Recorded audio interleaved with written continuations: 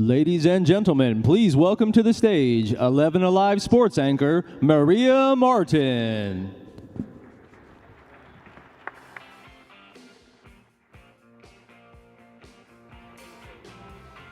Hey, everybody. Oh, wow, that's so sad. Hi. Great, awesome. You guys excited to be here? Okay, we're going to have to fix what's happening right now. Are you guys excited to be here? Okay, great. So for those of you that don't know me or didn't get a chance to meet me before, my name is Maria Martin. I am the main sports anchor at 11 Alive here in Atlanta. Love living here. I've been here for 4 years now. I was talking to a little bit of people about my journey so far. It's been wild, but it's been really fun. Honored to be here. If you know anything about sports in Atlanta, which I'm assuming all of you do, it has been just such an incredible journey the last 4 years. Yes, the Braves, they are not playing in the World Series. I try not to bring that up in my office too much because people get a little upset, but you know, guys, I do work with a diehard Philadelphia Phillies fan. She is my producer, and I have not texted her today. I don't know how it's gonna play out whenever I get to work, but I'm so excited to be here, and I'm excited that LakePoint Sports asked me to do this for a second straight year. You know, my husband and I are really passionate about the youth sports space. He coaches football. From the time that he was small, he was so involved in everything to do with youth sports. Being a young athlete is literally his bread and butter.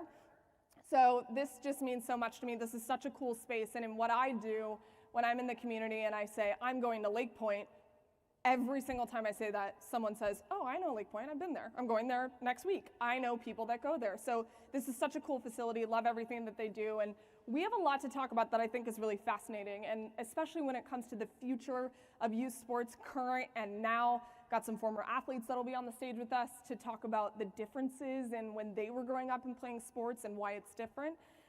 So a lot of really interesting points that we're gonna hit on today, which is really exciting. Also something new this year, we have students in the house, right? From Kennesaw State, Young, Harris, Emory, and Barry. So please welcome the students, everybody.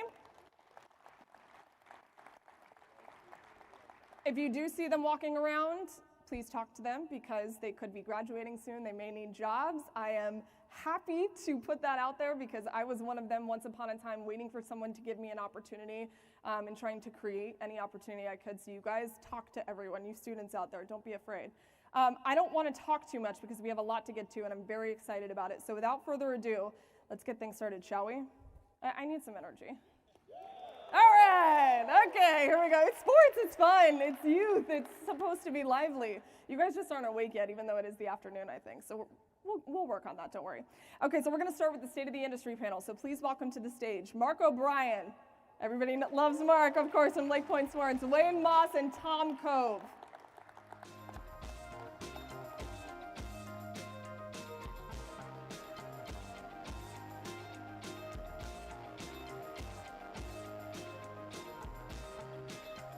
Hello. Hi. Hey, Mark. Well, hello, everybody. Hello, how are you? I am fabulous. How are you? I'm doing great, and welcome everybody to LakePoint Sports. Hopefully you're having a great time, and just honored to have everybody here on the 1,300-acre campus. So welcome to LakePoint Sports.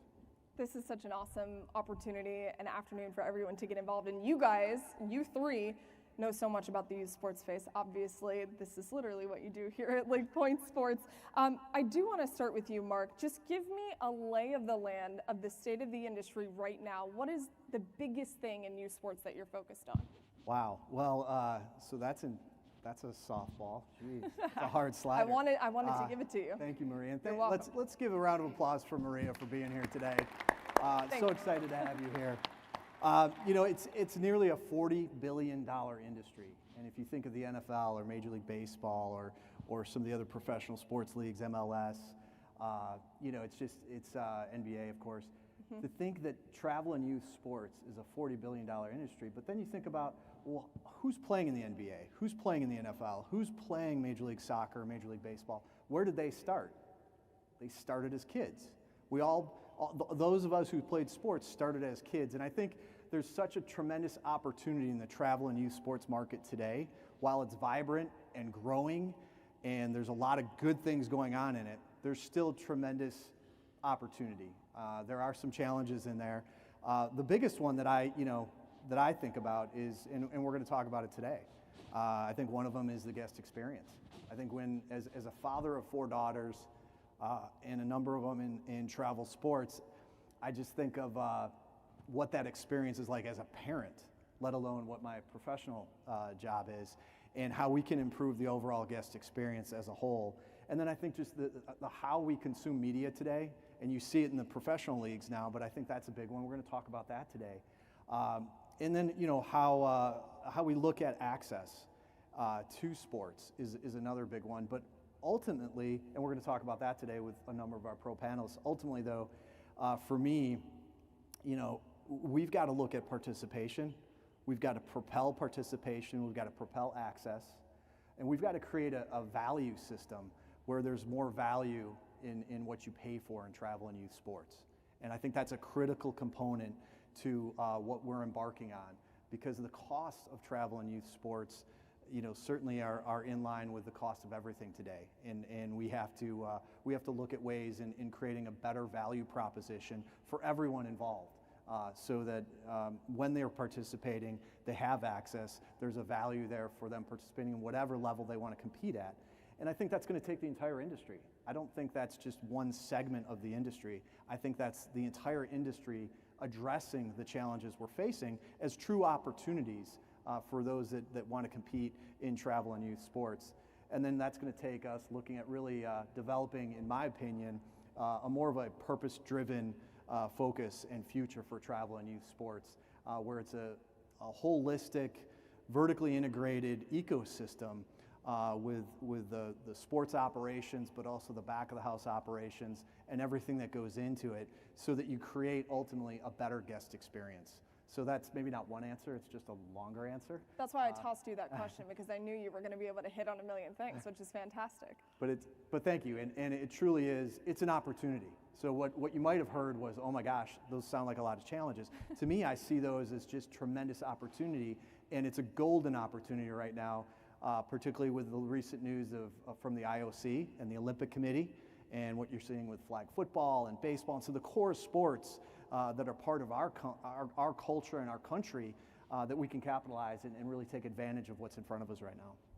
I think that's fantastic. And one of the things that I think you were talking about earlier that is so important is LakePoint is so big on relationships, and that trickles all the way down from the top to people just coming into LakePoint, which I think is really cool. Wayne Moss, National Council of Youth Sports in the middle, he and I share a very dear friend, so I knew he was good people as soon as we started talking.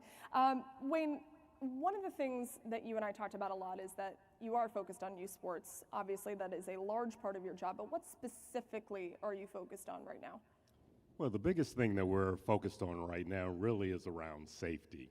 And almost in any industry related to youth, you know, there needs to be a focus on safety, but particularly in the youth sector. You know, we've seen a number of things over the past 6-7 months that have put safety in the public forefront, if you will.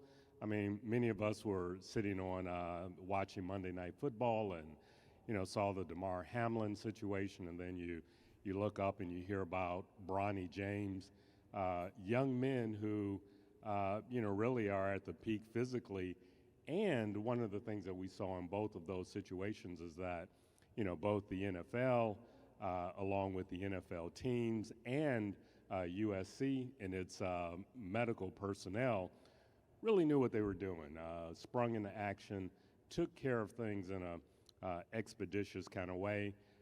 Did not happen by accident, though, right? Certainly it occurred because there was dedicated practice.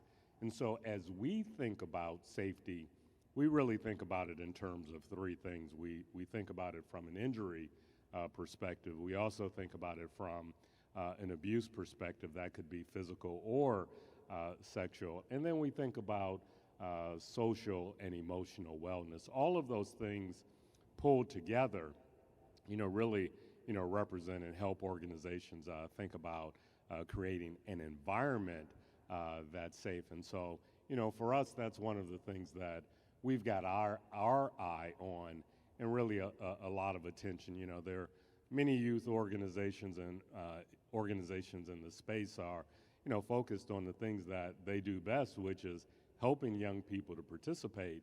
this is becoming one of those growing issues that, again, collectively we need to keep our eyes on. I want to stick with you for just a second. When you're talking about safety and you brought up Damar Hamlin, because all of us in this room at least saw it or heard about it, how much did that jumpstart the conversation in your building to changing some things to help parameters around safety, particularly in youth sports? I mean, for us, it just, it really just further illustrated the need. But I think as we look across the country, it really galvanized the conversation. So if you're a mom, a dad, you're watching football, you see the potential danger, that occurred for organizations who may not necessarily have had their eye on that kind of thing. Again, a wake-up call. So I think from a collective perspective, there's been a significant uptick in the interest in how we ensure that young people, how we keep them safe. And, as an example, one of the things that we recently did is, we've provided a number of AED scholarships to assist organizations, particularly, those who may not necessarily have the resources to purchase an AED to have access. And we coupled that with, coach training, both on the injury side, but also on the social and emotional side. So definitely there's been a lot of interest, attention on this particular issue.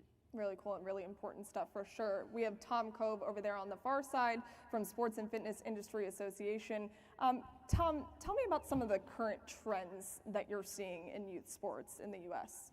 So the biggest thing we've been looking at is how we've recovered from COVID, the youth sports and the overall fitness in America.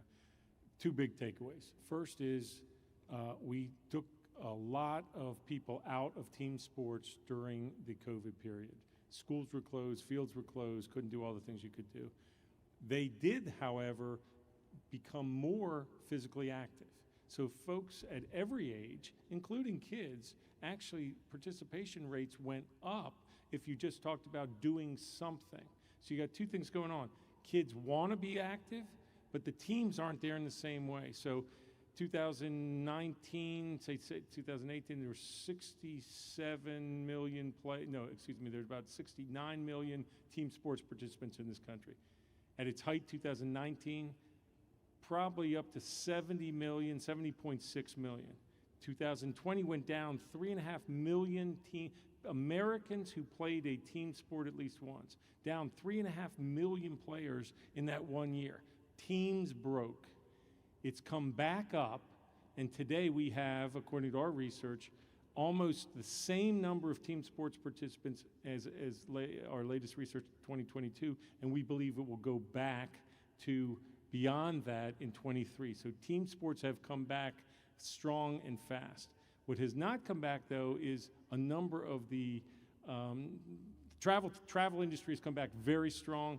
The community teams have not come back as strong. And that's where the foundation of all of our business is. So we all have a responsibility to build up that entry level and that sort of intermediate commitment to sports where you go from liking to being good at, to being passionate about, to self-describing as that kind of player. We're at that moment, and in the team sports industry, most of the folks that has already happened, whether it's at 16 or even at 10. But there's a lot of kids out there and families who are thinking about, should I make this commitment? Then the last thing I would say is, during COVID, people reassessed the way they ordered their lives, and I mean families in particular.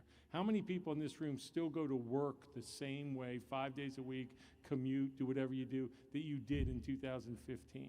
How many families went through the 2 or 3 years of not having their kid get up at 5 o'clock to go swimming or 4 days a week to go soccer practice? They've reassessed. So they're looking at that experience and saying, is it worth it? Safety, mental health, things that we didn't used to think about, mental health for kids. Is the sport experience delivering on that? When the program, the coach, the organization delivers, people rush back because they want to be active now. They want to be on a team. Kids had a whole social dislocation. Team sports are incredibly opportunistic that way. But if you don't deliver the kind of things Wayne was just talking about, people decide to go elsewhere because they are making decisions today in a way they didn't for the previous 10 years. All this stuff is really fascinating, especially last year when I was sitting here, we were talking about getting back out there from COVID and what that looked like. And you're saying it's coming at a rapid pace. Kids are doing it more than ever now. Mark, that poses the question to you. Last year we talked about the growth of LakePoint, but it continues to grow and trend in the right direction. Tell me a little bit more about what direction LakePoint is trending. Yeah, I think, you know, as I noted, we have, and as Tom and Wayne have noted here, we have our 5 S's. So we talk about safety, sight, sound, smell, and service. And the way we're going to continue to separate ourselves as a leader in the industry is to focus on the guest experience. So everything we're doing is about the guest experience, and one of the biggest things that we hear from our guests on campus is more hotels on campus, and so we're fortunate to work with our partners at Horizon Hospitality. I believe Nim Patel's here today. He's building, he and his company are building a Element Hotel, 114-room Element Hotel with a full-service restaurant, a rooftop bar. Again, guest-centric. What are the amenities? What are the things that we can do above and beyond what a typical experience might be in travel and youth sports? Outside the lines, inside the lines, we want to make sure that we're providing the best experience, and that comes down to safety. That comes down to competition. How are we using technology? What types of events are we hosting? And really trying to make sure that everything we do is at the most premier premium level that we can to best service our guests. So that's our focus. It's going to continue to be our focus. And it starts with our team members first and foremost, our culture, mission, vision, purpose, and values, and helping our team do what they love to do and unleash their talents. And as you see today, the great work from the team and the hard work that they put into making this event, and not only this event, but everything that we do, we really try to strive to be the best in the industry. And I mean, you can tell when you walk in this place, you get the best feeling, truly. I was blown away the first time I ever came here. It is truly one of the coolest places I've ever been. Wayne, I want to ask you about something that happened a couple of weeks ago, the NCYSU Sports Week. Tell me what it was and why that's important. Yeah, so NCYS has been involved in National Youth Sports Week since 2013. However, for most of our time, it's really been an opportunity for us to engage Congress and, you know, make our case for why sports is important. A couple of years ago, we really decided to take this and make it a more public-facing opportunity. And, you know, we heard from our constituents. It went from a day, National Youth Sports Day, to really a celebration of the entire week. So I say that Mom has her day and Dad kind of has his day. So we think that young people certainly should have their day and their week. And so it's a week that's a celebratory week, really designed to celebrate youth athletes, celebrate the organizations that support them, celebrate coaches, but also to provide a number of other things to really look at some of the issues that are happening in youth sports and then provide some solutions for that. So, for example, on one of the days we had training day, which we set aside some training opportunities for coaches to ensure that from a social emotional perspective, they were getting trained up. From an injury perspective, you know, that there were training opportunities. So each day had its own activation opportunity. And again, you know, this really is the beginning of, you know, what we hope to help create community amongst all of us that are in the youth sports space, no matter, you know, whether you're in the travel arena or you're at the grassroots level, the high performance. It's really an opportunity for us to come together as one with a common cause to celebrate young people and to celebrate all of us, the people like you all that do the work to make this experience great. As a coach's wife, I can tell you it is very important to teach them those things. We talk about that stuff all the time in my house. Tom, I want to go back to something you were talking about in the impact of travel sports and how that is growing in the overall participation. Can you talk about that a little bit? The short answer is that travel sports allows kids to chase their dream and chase it in a way that is, for a child, there aren't that many things that they can really say, I want to do this, I'm good at it, I can get better at it, and I'm fulfilled in it. But the travel sports industry, I think, does have a responsibility to think about how it can do more to contribute to community development.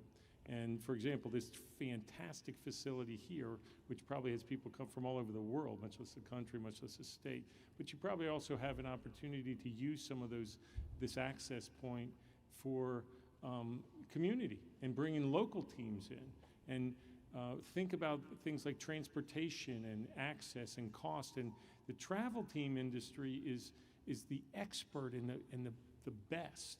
So what's one of the big issues we face in youth sports today? Not enough officials. So how could the travel industry create, like maybe people playing in travel go home and be officials at the local league, right? Things like that. Technology, what you do in this place and places like it are so advanced with technology. Kids love technology. Communities and people that don't do it for a living, they don't realize it. So the leadership that could come from the travel industry that could positively impact the entire sports environment landscape would be terrific. I think it's a huge opportunity. You brought up another point that I want to ask Mark about. A couple of you have brought this up so far, is some of the biggest industry challenges that youth sports is facing right now. Mark, can you discuss some of those challenges and maybe some initiatives and ideas that are being discussed here at LakePoint? Yeah, I mean, I think Tom hits on a great one. I think, and Wayne, as we talked about National Council Youth Sports initiative that just was, it was what, 2-3 weeks ago? National Youth Sports Week. It's really, it's the whole system coming together because it's so fragmented. How do we create an ecosystem that is more vertically integrated, that has more continuity? And it's a challenge because every sport is different. Every sport has its unique nuances. It's very local. I was speaking with Sean Duncan this morning about how territorial each of the sports are, and they have kind of their own ecosystems in whatever region of the country you might be in. And so we have these pockets that are disjointed. And if we can create a system that is more collectively aligned, so at the grassroots level, it's more connected to the travel sports and vice versa, and the systems and the processes and the way in which we build not only athletes, but future leaders. And that's where I talk about it being more purpose-driven in the future, where it's not only about developing the best athletes, but it's also about developing the best people. And that's about character development and leadership and integrity and a lot of the things that sports teaches you. And so sports can be a catalyst to better serve not only youth that play sports, but how they are future leaders, like all of you in this room, and how maybe you've leaned on your sports experience in your now business experience professionally and maybe even personally in your own lives. So to me, that's one of the biggest challenges yet opportunities. It's crazy because I keep talking about what me and my husband talk about at home, so sorry. But we talk all the time. You don't have to be a professional athlete. You don't have to be a collegiate athlete. What you're learning at that stage is so critical for your life. It teaches you so many different life skills. So I think this is such an incredible space, and it's so important. So all that stuff is very important. Wayne, last question for you. What does success look like for the future of youth sports? Wow. You're welcome. Wow. Success, when I think about success, I think about first of all, the end in mind. So, if in fact we're producing young people that turn out to be productive adults, that's a success. And I think that's the big picture, but as we think about some of those pieces to get there, many of the things that we're talking about, I think, make up that. So as we think about how do we integrate this fragmented system, I think that's a huge part of that, such that we become part of a more global community as opposed to, siloed in our work. As we think about how do we work with young people in a way to ensure that they're getting the benefits, one of the challenges that's happening right now is mental health. And so ensuring that we're dealing with young people in a way that 70% of young people who are dropping out of sport by age 13, that doesn't happen. And then ultimately, again, thinking about how we all link up arms to make this a beautiful experience. And so Mark talked about a $40 million economic engine that this is. Billion, what was the number? Nearly $40 billion $40 billion, industry. $40 billion dollar industry. Also, what we see is private equity moving into the space. And so if in fact we can get back to why this is important, the benefits that this provides for young people, and then ultimately what this means on behalf of not just young people, but our nation, knowing that this can be solved for many of the challenges, that to me is ultimately what success looks like. I love that. I thought that was great. So we'll go rapid fire real quick with Tom. Tom, last question for you. We'll keep it positive here. The biggest opportunity for the industry right now is what? Is the growing awareness in this country that children can benefit from being on a positive experience with a team sport. It's never been as good as it is today because, one, we have a strong infrastructure, many people in this room.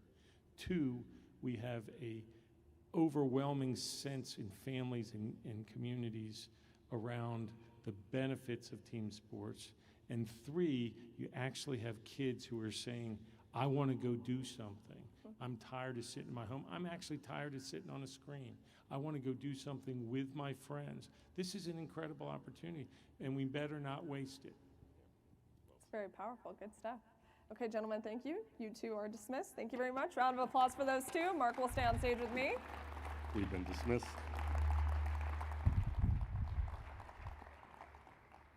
Thank you, guys. Thank you. Thank you, guys. You were great. Thank you. You're awesome. Thank you very much. I'm in this chair? I think so. Yeah.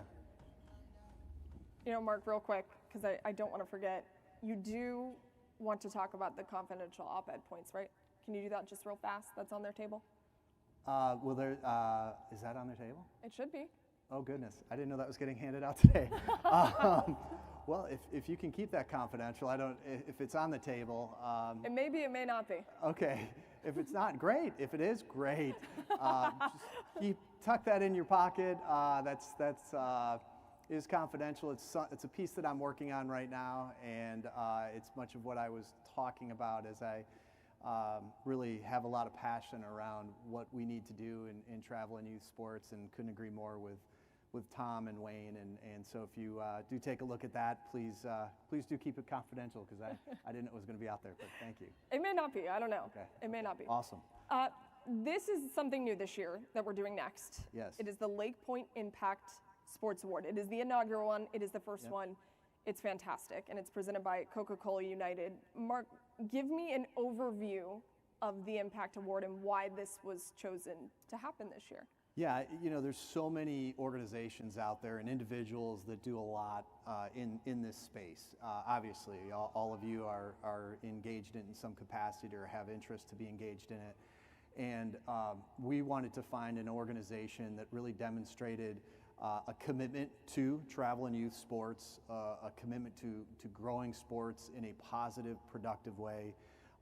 And we wanted to find an organization not only about, that was focused on what they were doing, but more importantly, how they were doing it. And I think the how is oftentimes more important than the what. And this group, this individual, their how is part of their DNA, their soul. And it was all about finding an organization that was contributing to the lasting impact of travel and youth sports. And we were fortunate to have our finalist or recipient, our recipient that really demonstrates the how. And I'm just so honored and grateful to have he and his family here today. And you'll hear from him on his how and what passion he has around travel and youth sports, not only globally in our country, but in his homeland in Puerto Rico, where his family's from, and the contributions that he does there and across the world as a giver. And I think that's the separation, because there's a lot of companies that can invest and write large checks and donate, which is fantastic and needed. That's part of the ecosystem. But it's also, it takes that with a combination of heart and passion and goodwill. And this individual lives and breathes that every day of his life, and just so grateful to have him here at LakePoint Sports. It's not a secret who it is, but I do want to keep it under wraps for Yeah. just a few more minutes, because right now we should welcome Jeff West Yes. to the stage. Yeah, let me, Jeff West from Coca-Cola Bottling Company United.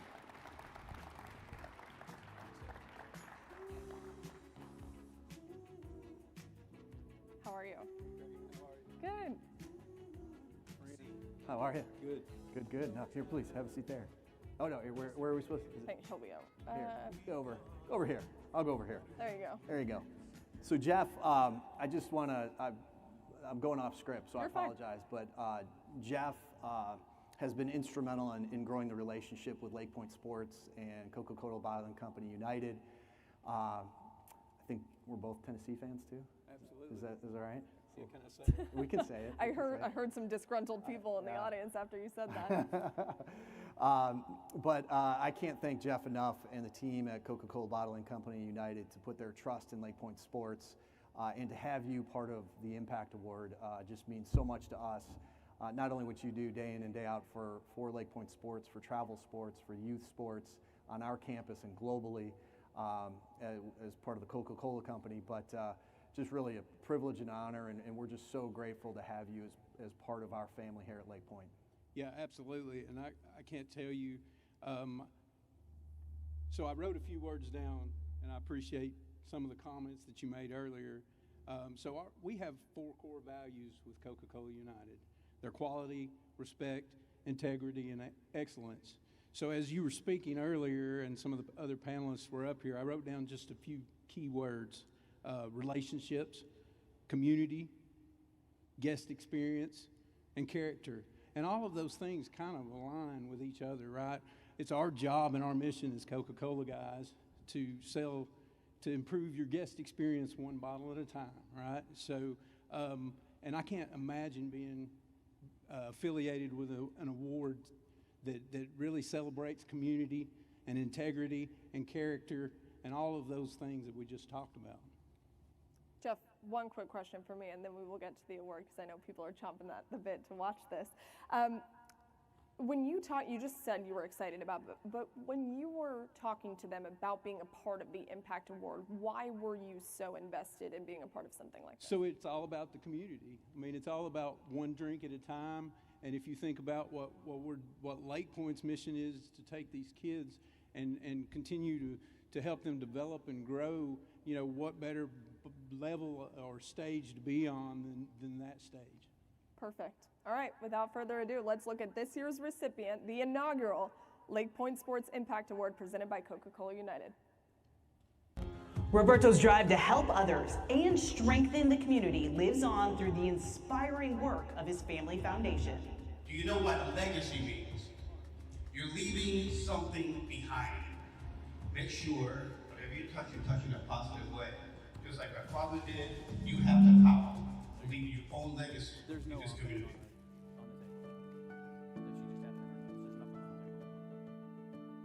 The Roberto Clemente Foundation has been a beacon of compassion and service for 50 years, dedicated to making a profound impact in 3 critical areas: helping at-risk youth, disaster relief, and promoting service leadership.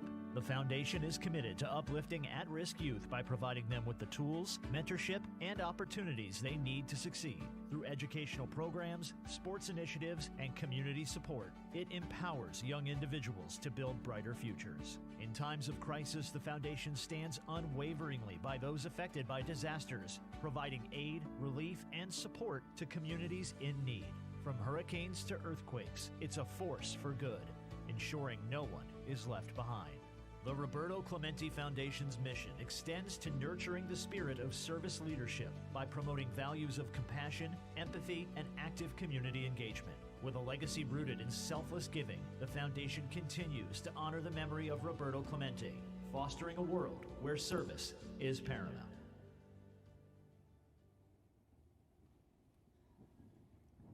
It's my honor and privilege to introduce Roberto Clemente Jr. for the 2023 LakePoint Sports Impact Award.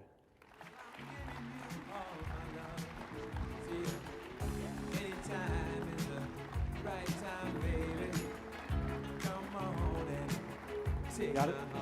Oh. Jeff, get in. Stand in the middle.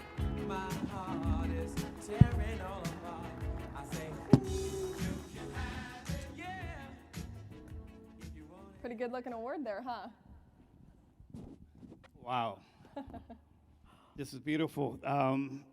LakePoint, thank you very much for this unbelievable award, and Coca-Cola, thank you for being the presenting sponsor for this beautiful award. So thank you. Well, Go ahead. yeah, Roberto, we're just honored and grateful for you to be here, and I so enjoyed dinner last night with you and breaking bread, and the spiritual connection we also shared meant a lot to me personally. Well, by the way, you made my trip, just to let you know, that I think this is fantastic, but you made my trip, just to let you know, between you and I. Thank you. Thank you, and it means a lot to me as well.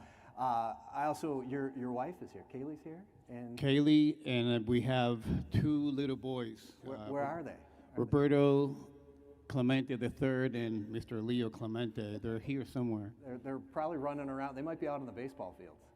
But I wanted to recognize Kaylee. You know, we really enjoyed getting to know her more last night as well. And obviously, you know, what you do is incredible, but it takes a family and it takes all the components. You talked about your mother last night, and obviously your father. And again, just a heartfelt thank you and congratulations on really living the values that we all strive to live as an Impact Award recipient, our first one. Congratulations. Thank you. Thank you so much. Not to go off script here, so I was watching a bunch of videos of interviews that you've done recently before you came on stage today, and I noticed you wear cool kicks a lot. These ones are very nice. Thank you. No, and the best dad ever socks. You got the boys on your socks. Yeah, too. gotta have the Cool. boys with me, yes. Really, really cool. Mark brings up your mom, and I know that she was so incredibly special to you, and Vera was really the brains and the foundation behind the foundation. Talk about the legacy that she laid when the foundation was created. You know, mom and dad, dad always said that she was the brains of the family. And after the accident, right before the accident, my mother and father, they decided to incorporate the sports city in Puerto Rico. And obviously, the accident took him away. So she actually, three weeks after the accident, had her first meeting to rename Sports City Roberto Clemente Sports City, and started going down the road to make it happen in Puerto Rico. So that's who she was. How important is it to you to carry on that legacy? You know, it is something that for us as their sons, I always say that I was raised by Mother Teresa. We lost our father when I was 7 years old.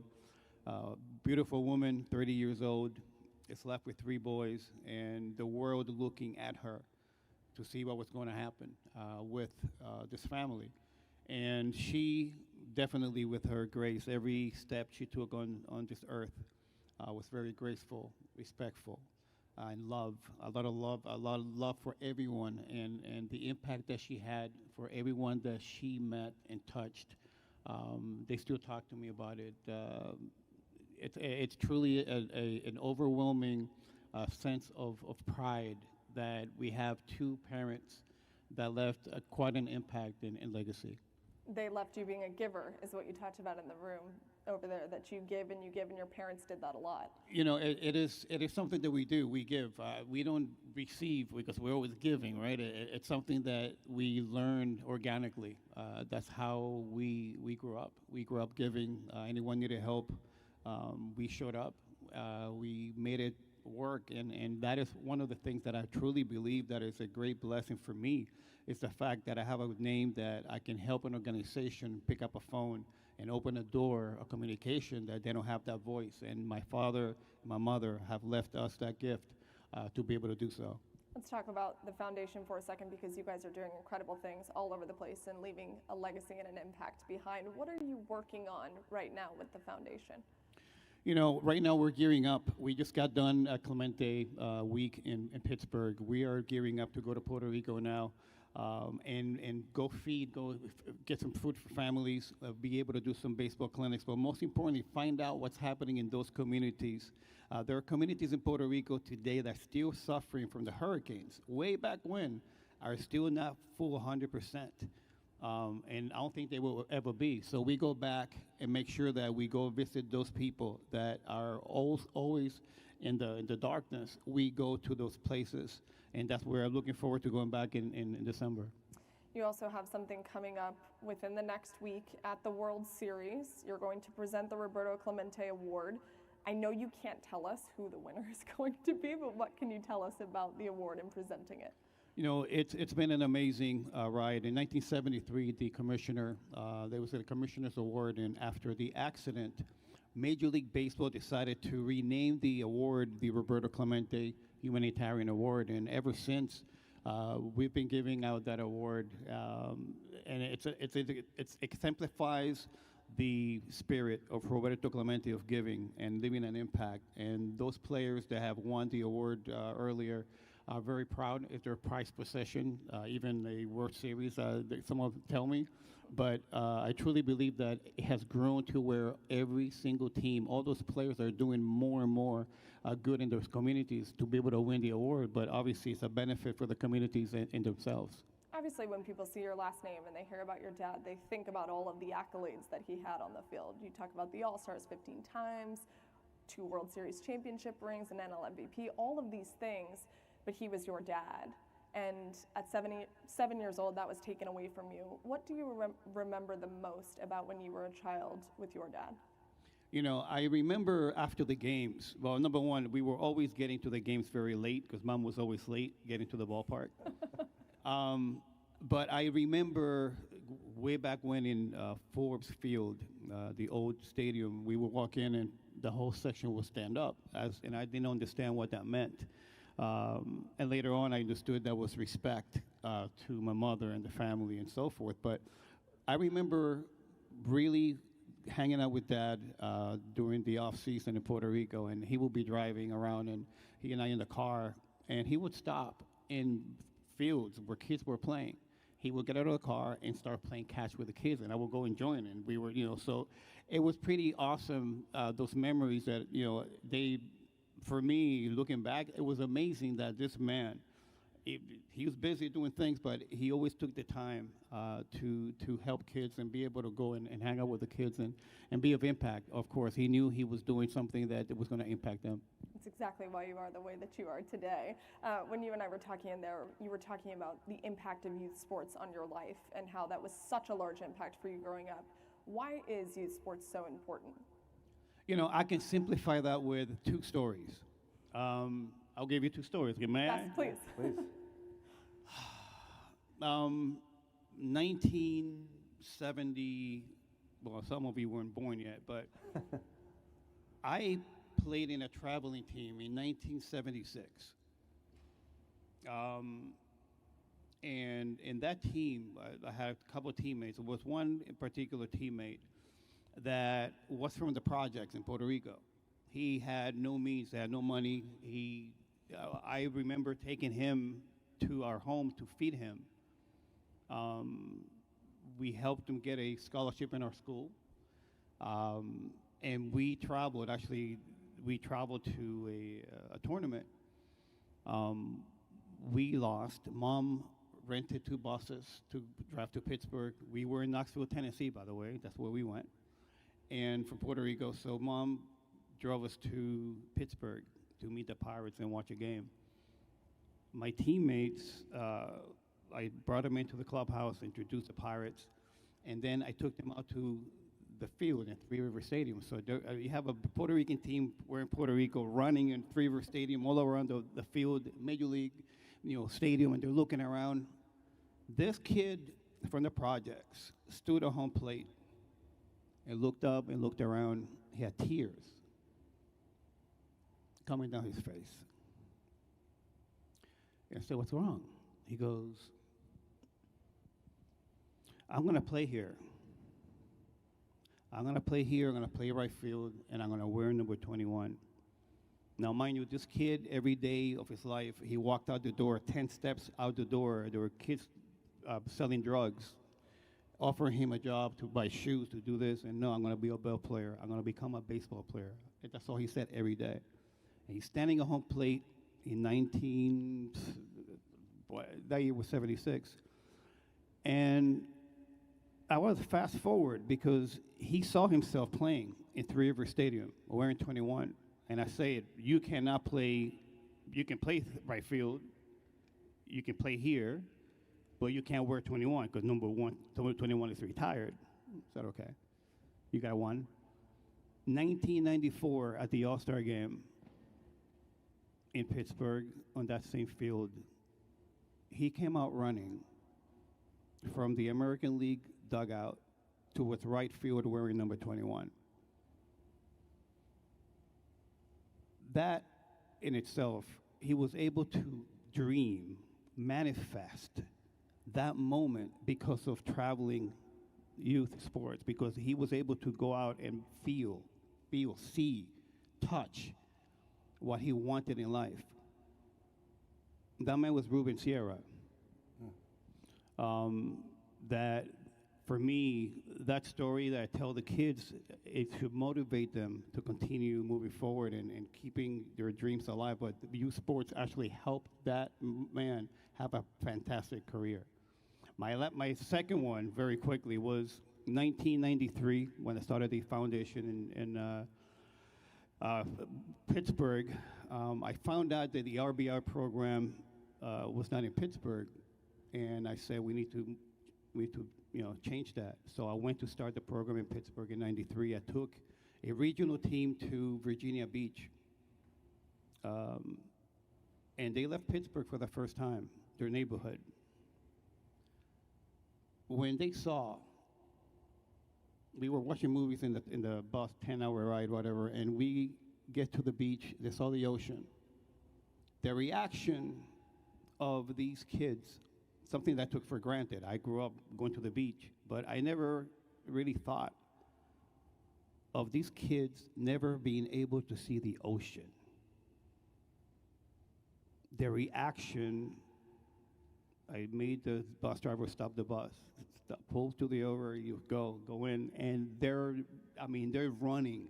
That image alone right there, for me, was what I needed to say, you know what, this is what I continue to do for the rest of my life, because I already know that some of those kids, from that point on, their lives were completely different. We're very lucky I didn't make it through that crying, just so you know. We're very lucky. That is incredible and so impactful, and why we're so grateful that you're here to share those stories, and why it's so impactful for youth sports, people a part of youth sports, to hear that. That's really incredible. Thank you for sharing that. Last question for you. It's a broad one, but I know you can answer it well. What do you want the Clemente legacy to be? Well, it's doing pretty well after 50 years, right? Yes. I wish that we can have another 50 years of serving. To lead, you need to serve. I'm a servant. We're servants, and that's what we do. And I think that being able to figure out ways of leaving or making an impact. I myself was treated in a brain clinic and was lucky enough to meet some doctors and some technology that today I believe where we're leading today, we're going to leave a great impact. In that name, we're going to continue for many, many years helping a lot of people, because we named the tool Roberto as an extension of helping people. And the technology that I'm talking about, we took 50 years of neuroscience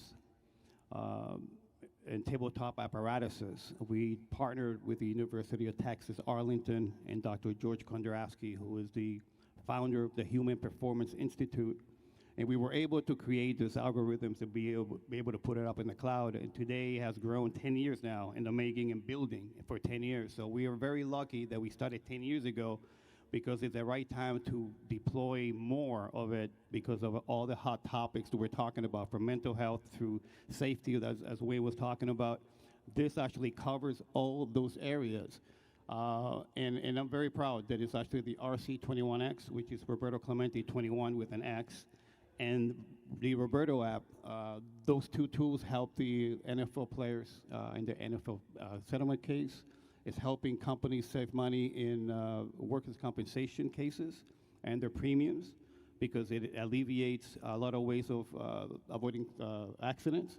But most importantly for our kids is the fact that you now have a performance companion with you on your phone. You can set up your profile and make sure that you can figure out what's happening in terms of your performance and be able to follow that.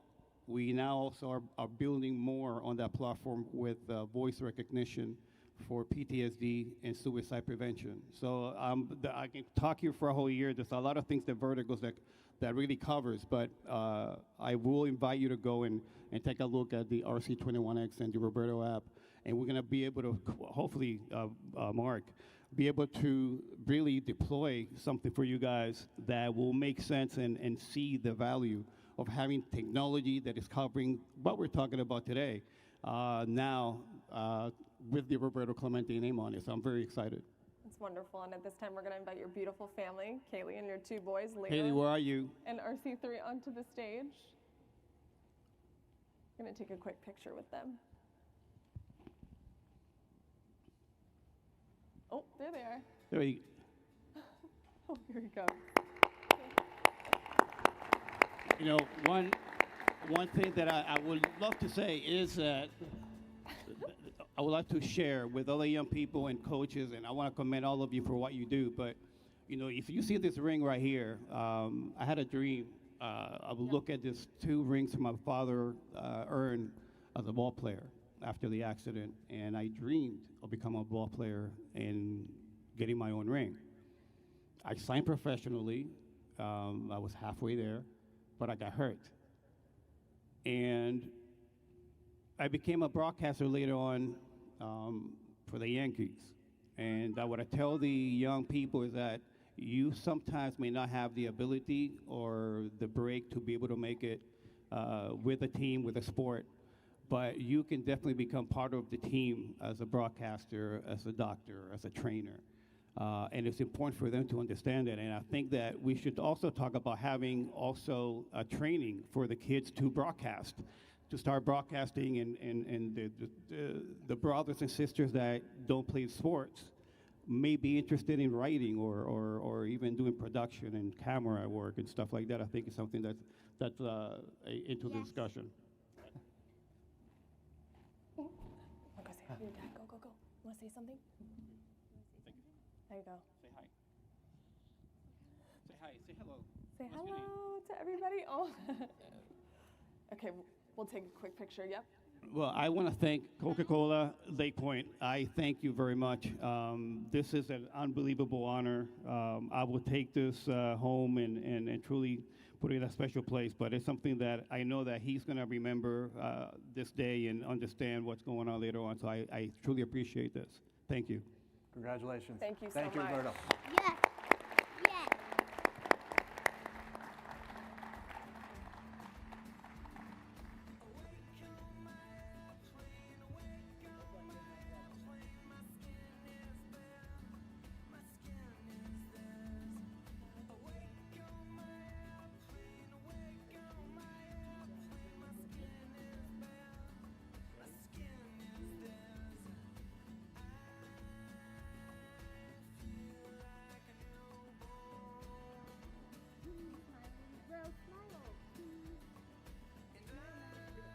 Okay, great. Awesome. Blinding. Thank you so much. Thank you. Thank you very much.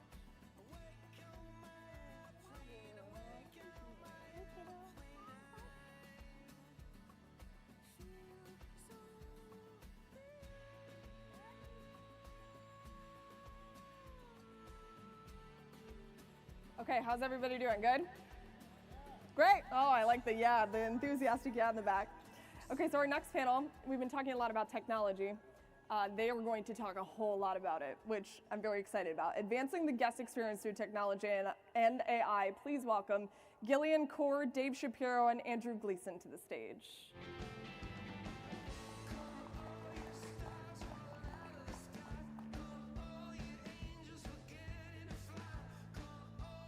Hello. I think so, yeah. Hello.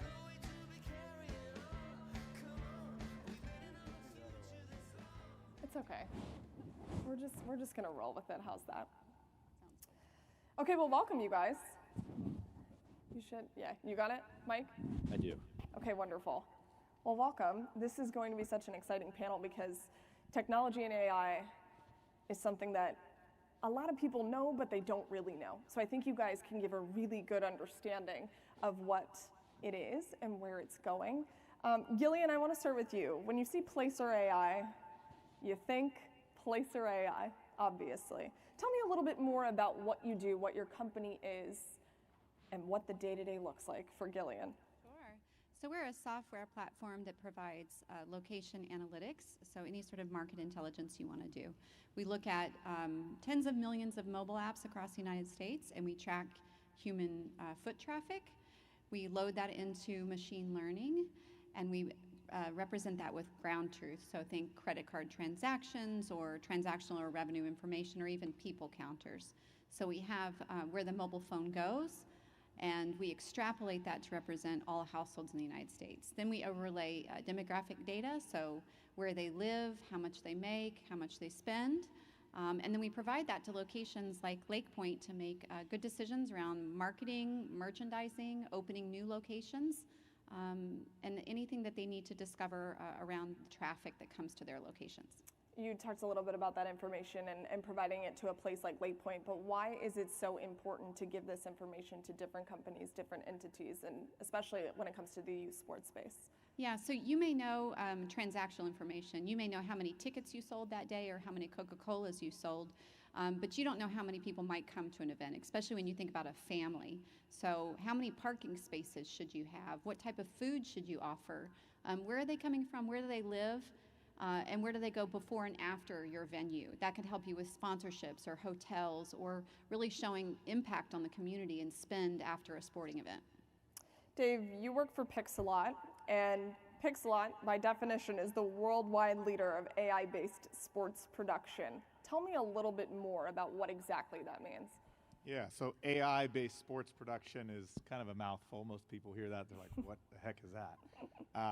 So the way I like to explain it is that we're democratizing sports production. So when people think of sports production, you think of the video crew that comes through, the lighting crew, the sound crew, the production truck that's editing video. We've essentially automated that whole process. So what it does is really make it possible to produce more sports events, hence democratizing sports production. Most people, the most important game to them is their son or daughter's game, not necessarily the NBA game or the Major League Baseball game. Sure. They want to see those great plays that their kids are having and be able to relive them and have a library of those plays. So that's what we're making possible. We produce about 200,000 games every single month, so that's roughly 7,000 games a day. If that was going to be done with cameramen, it just simply wouldn't be possible. The costs would be too high. So we use artificial intelligence to produce those sports events. Expand upon that a little bit, because I know what people are thinking is those numbers are insane. And yes, it would not be feasible, especially someone that works in television, to crew that many people. So how beneficial is that when you think about the future of youth sports and how you broadcast it? Yeah, so it just makes it possible for every single youth, every single high school, every single small college game to be produced. And we're not yet doing that, but we're making our way towards that goal. And so, artificial intelligence, essentially what we're doing is teaching the computer what a cameraman would do. Wow. And then the computer is the one that's making those decisions based on when they zoom in, where they track in the game to replicate what an actual cameraman would do. And a lot of times, at least at the lower levels of production, what we're doing in AI is better than a manned camera, because a lower level production, they might get a text and they look at their phone, they miss the play. we're basing decisions of our production off of millions of games that we've seen to decide where we're going to track and where we're going to go in a game. Fascinating. That's really cool stuff. And if you guys saw this over here, Andrew is a part of Shrunk 3D. There were Leo and RC3 were over there checking out all the little figurines. They were very interested in what it is. Tell everyone what Shrunk 3D is. So Shrunk 3D is the world's first and only mobile 3D photo booth. So similar, we are capturing your memories in a new and unique manner. You go inside each trailer, there's 95 cameras. There's 8 LED projectors that produce the mesh pattern, and essentially you step in, you get scanned, and then we 3D print an exact 2-scale replica of yourself, and we can do anything from 2 inches to 12 inches, and it shows up right at your doorstep. I saw your son was out there, right? Both of my boys. Yep, you could tell, you can see the detail is what sells it. So like my oldest son didn't have his pants fixed correctly, and it printed that way. So fix your pants is the moral of the story before you get in there. How does your company think about enhancing a guest experience? Obviously, just that sells itself, but how do you use that to your advantage? Sure. So I've got 3 kids. They're all in sports. I think it's inevitable that you think your kid's going to grow up and be the next Derek Jeter. I played college baseball. I know that's not always the case, but in the moment, similar to what we just talked about, those games and those memories are the most precious, and you're not going to get those back. They're finite. Everybody's sporting career is finite, whether it ends in middle school, college, or pros. And so we're offering a unique way to capture that and have that memory forever. We can add QR codes to the base to where, you know, I envision down the road maybe high school kids that are looking to play college ball. We've got a QR code that links straight to their profile, their PBR profile, their highlight reel, or you know, maybe it links to a highlight tape of the, you know, that individual in the youth sport. So, or it links to your video and it's got their highlights. So a unique way to capture memory that you can have forever. It's cool because you can remember the physical athlete, and then if you have the QR Absolutely. code, that's really fascinating. Gillian, going back to you for a second, we were talking about your company's ability to track movement and to track data. How can that help in terms of the future when you're dealing with different fans and the guest experience? I think it can enhance the guest experience by educating the owner. This is a tremendous amount of capital investment, and you need to know where people are going while they're on property. You may see transactions go down in the shrink booth, and you want to understand why, because the number of visitors was exactly the same. So we may tell the shrink booth, you had the same number of visitors, but half the transactions, so they would staff double tomorrow. That would enhance the guest experience, right? So without that data, everything else is anecdotal, but we can give you fact to make right decisions so that your business can actually thrive. And let's tie AI into this for a second. How is it impacting you guys specifically? Well, we're using machine learning and algorithms to extrapolate a panel. If you think about Nielsen or even voting or surveys when you're in politics, you're taking a small size and extrapolating that out to the whole population. So there's no way we could process all of this information if we didn't have machine learning and algorithms running. We have millions and millions and millions of points of interest across the United States, and anytime you move one little boundary on one place, it could change the whole infrastructure. It's all tied together. So there's, just similar to you, there's no way anyone could compute this without some sort of machine learning behind it. It's really cool how everything is just kind of correlating and everything is moving in the right direction with this data, with these computers. And that brings me back to you, Dave, because you guys are doing a ton of research. You guys are producing mass amounts of media. And with the media landscape constantly changing, especially with youth sports, of course, how does Pixelot navigate that? Yeah, so we started out just producing the long-form game to automate live production. And now we've started to innovate in different areas to add to that production. So one of those things is graphics, being able to have the scoreboard in there. That's what you expect when you watch an ESPN game or a Fox Sports game. So now we have automated graphics that go in. We're basically capturing what's on the scoreboard, turning that into data, and then putting it into a bottom third like you would see on ESPN. Another thing that we're doing is automatically capturing highlights. Right, when you go to a youth sports event, unfortunately at most events you see all the parents up with their cell phone trying to capture that whole game. And they're holding their phone up for almost 2 hours to get 30 seconds or maybe 2 minutes, depending on how good your kid is, of those highlights. So we've started tracking by uniform number and when the ball goes through the hoop, so we can automate those clips so that you have automatically high quality footage of those moments that you specifically want.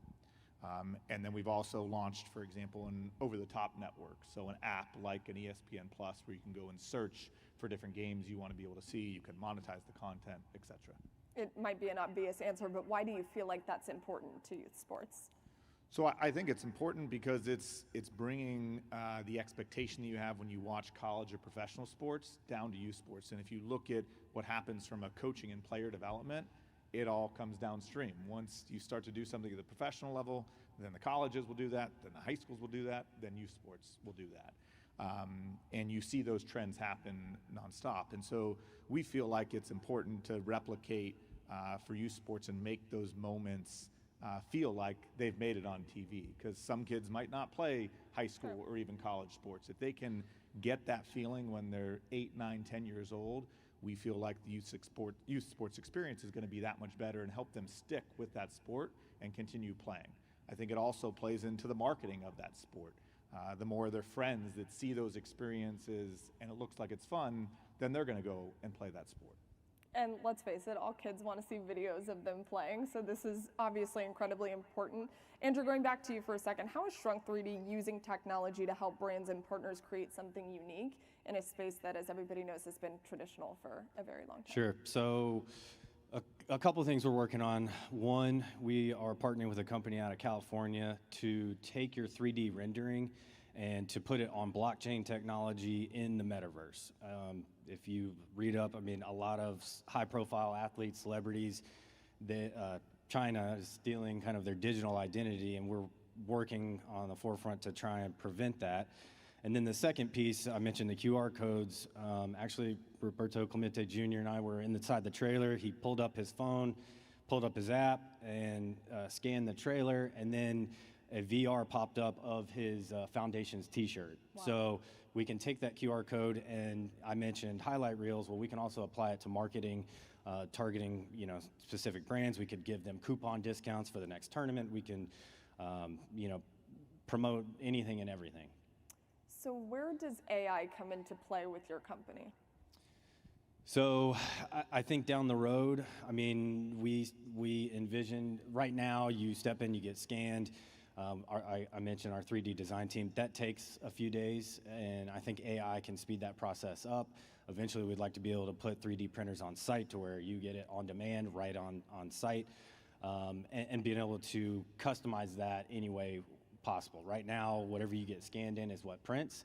I think down the road, we can offer a catalog to where you can change your shirt, change your hat, have accessories, and we can fill that in and make it unique, even exponentially unique. And then going back to something you just said, because I know there's people in this room, you said blockchain, metaverse, they're thinking, I don't know what any of that means. Can you break that down and simplify it? So the metaverse is essentially a digital world that Facebook technically owns and is pushing, but the blockchain is a unique technology that crypto is built on, and it provides a digital paper trail and a unique set of codes that can protect currency, identities. So it's an added layer of security. Didn't need to put you on the spot there, but I know there's people out there that are confused. Yes. So hopefully it's simple. No, very simple. Gillian, going back to you, when you talk about the future of youth sports with your company, how does it play a role? I think we play a role in growing every location and the industry overall. We have a couple of locations that are very similar to this, and it's really made an impact by creating that experience and bringing in the right sponsorships and even marketing to a certain extent, combining online activity with on-premise activity and attracting the right guests that are going to have the right amount of spend for any location. And how do you do that? You're talking about attracting the right sponsorships, the right guests. How does your company? Yeah, so one example could be the customer journey. So we might learn that on the way to LakePoint, every good mother, every good soccer mom stops at Starbucks, right? Because she's got to have her venti to make it through that whole game.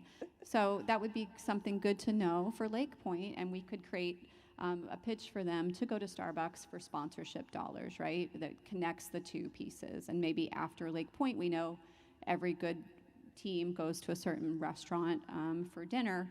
We might highlight that, and it would be a great opportunity to bring them on premise and keep their what we call dwell time, keep them on site longer, and increase that share of spend. I take it you have kids that played soccer. Yeah, 3 kids. I played D1 soccer, and all 3 of my boys play, and I coach. So it's a topic very close to my heart. Very, very cool. And so this is obviously very close to your heart as well. Yeah, I'm here every weekend, 6 days a week. I love that. That's awesome.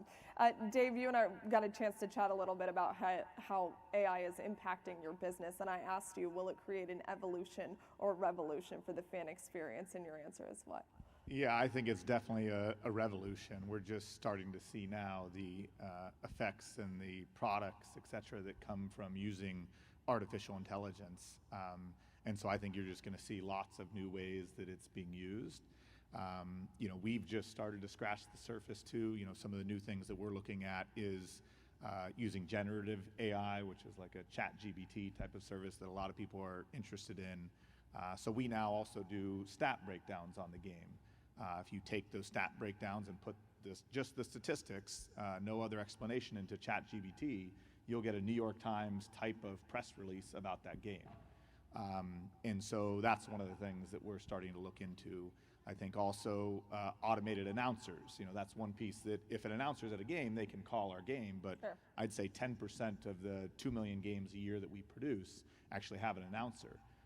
Well, I think in the future you're going to see artificial intelligence be able to announce a game. Wow. A company like Game Changer, who has the data, they've already started to do some of that. So I think that's the future of where this is going, and right now we're just scratching the surface. And I can tell you're very passionate about it, and you guys are doing so many things that are innovative and new and pushing the boundary. But what are you most excited about when it comes to the immediate future of your company? Yeah, I think, you know, eventually we want to be on every single field. Tom Cove talked about the recreational sports industry. Right now we're focused more on the club sports and facilities, but our technology should be in recreational sports too. And so the vision that we have is to capture every single youth sports moment. You know, we're starting out at kind of the higher end of sports where there's more funding for this type of technology, but eventually we want to be on every single field, capture every single moment from the time you're in kindergarten to the time you play college sports or whenever you stop playing. Really cool, and very important for a place like LakePoint as well, which I know you do work here as well, right? Yeah, we have our technology on every baseball field here, so we're producing thousands of baseball games at LakePoint. Our baseball system is a little different. Most sports are on a rectangular field or court. In baseball, it's a little bit harder to produce. Because you need really to have a real production, a camera angle behind center field and a camera angle behind home plate. And so at LakePoint, we've got cameras in both those locations. The artificial intelligence is basically telling which camera angle to be on when. So if a batter's in the batter's box and a pitcher's on the mound, we're going to be in center field overlooking the pitcher and hitter. As soon as we detect the ball's been hit and the batter's running towards a base, we'll go behind home plate, wider angle, and then zooming in on where the action is. Andrew, would have been cool to have this while you were playing, huh? Yeah, I'm going to have to use it for both my boys, too. Yeah, I played college baseball as well, and I played great. Division II baseball, and not one of our games was produced. And that was Division II baseball, Sure. which is decent baseball. So. Yeah. And you guys probably wish that this existed when you played. Andrew, last question for you. You were talking about just kind of the excitement and what's next, but I want to ask kind of a different question because you have people running over there and being excited about it. What is it like from your perspective when you see people have that reaction? We know it works. we know there's a future. My partner and I represent the licensing division for all of Shrunk 3D Corporate, so I envision one day you're able to go to Truist Park and there's a Shrunk 3D kiosk and you've got Acuna and Riley and you've got every player with a QR code. You go up, scan it, pick your size, ship straight to your house. I'm leveraging the fact that they're not crappy bobbleheads to try and market against them. But that's kind of the level we want to take this to. And then, like Tom mentioned, we can go all the way from youth rec ball. They can get their own statues and everybody on up, and everybody has their own unique persona of themselves that they can touch, feel, and hold, and it captures all their memories, and eventually we're going to link to all their AI highlights. Very cool stuff, you guys. Thank you so much. Round of applause for this amazing panel. Thank you so much. That was awesome. Thank you. Thank you.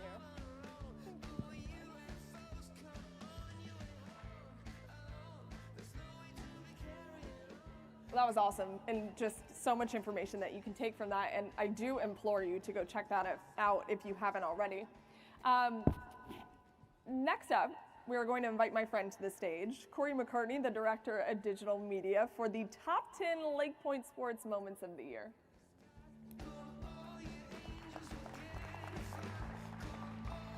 Hello. Great, how are you?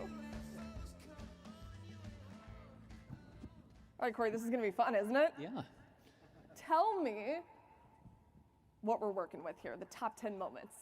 Yeah, I mean, it's hard to even put into a few words. There's just so much that happens here across campus, and I kind of feel like if I say any more, I'm actually stealing my own thunder. So I'm going to cut to this video. We tried to narrow it down. I mean, that's maybe the hardest part here, as we look at the top 10 plays and moments from 2023 here at LakePoint Sports.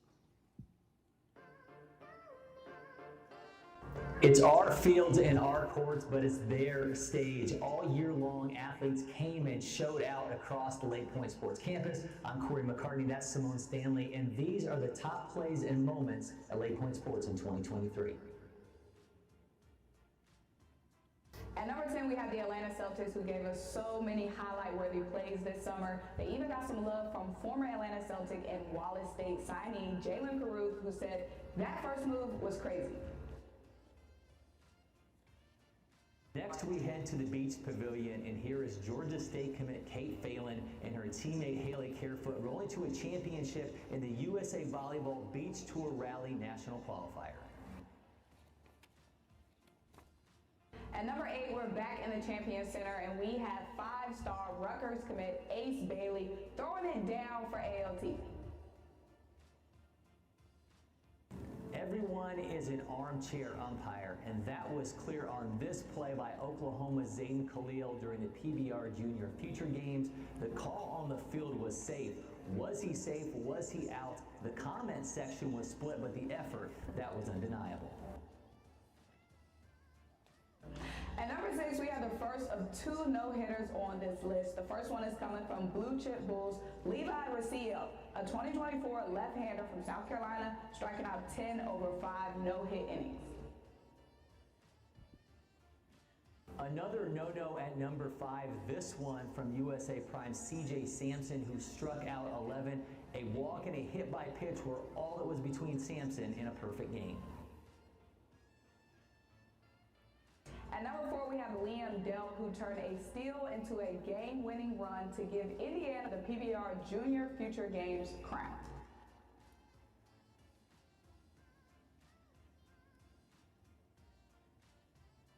Oregon's Slater DeBroom was one of the most talked about players at the 2023 PBR Feature Games, and this was a big moment. Why? As he delivered a 3-run walk-off home run for the Pacific Northwest team.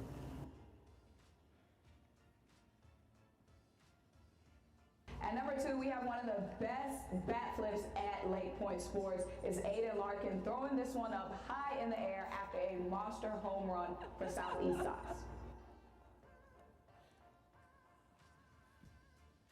Few moments are better than when sports are a celebration of life, and that's exactly what we have here as Creighton Smith from Harrison High School and USA Scout threw out the first pitch after winning his battle with osteocarmona. Just a fantastic moment for player and program.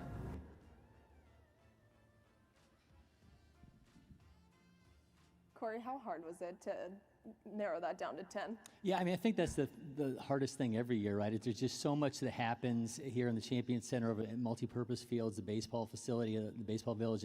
We try to narrow it down to that one moment. And you guys saw that top moment with Creighton Smith, and just obviously, you know, just a really touching moment for him, for the USA Scout family. And we just happened to today be joined by Creighton Smith, who decided to join us here along with his family and some representatives from USA Scout. Creighton, could you join us up on stage?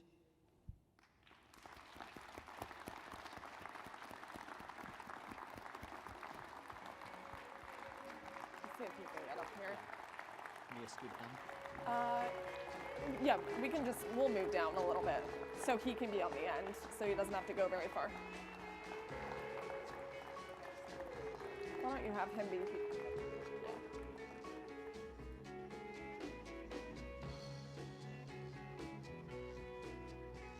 Hey, Creighton. Take a seat. Creighton's very easy, by the way. I was trying to grill him before, and he just, no big deal, right, Creighton? Oh, wait, we got you a mic? Okay. There you go. So that was pretty cool. Yeah, it was. What was it like watching that back? It was touching for sure. Yeah, it felt awesome to get out there and throw the first pitch, be back out there. And when you saw the reaction in that moment, what was going through your head? I don't know. I was so excited. I was kind of nervous up there, too. Just got out of lung surgery, and I felt so excited to be up there. And very grateful for the support, I'm For sure. And you have a lot of people here supporting you today. What does their support mean to you? It means everything. I mean, they got me out there, and it was awesome. Creighton, the USA Scout players wore a patch on their arm for you in your fight. Then to see all them back behind home plate there, to come together for you in that moment, obviously you were in it, and it was hard to kind of, now that you've had some time away from it and then you see it play out on video, what kind of feelings does that bring up, just to see how much that entire program was behind you? I mean, I can't be more, I'm so thankful for them. And I have a lot of buddies at school that play on the USA Scout, and I see them every day. So it's really fun to just rewatch that back and just relive the moment. Creighton, we really do appreciate you being here, buddy, and letting us share in this moment with you and letting so many more people get to share in your battle and what you've overcome so far. Thank you so much. Yes, sir. Thank you. Creighton, thank you. We appreciate you. Good job, buddy. Great job. You killed it. I think you're done. Everyone, round of applause for Corey as well. Thank you.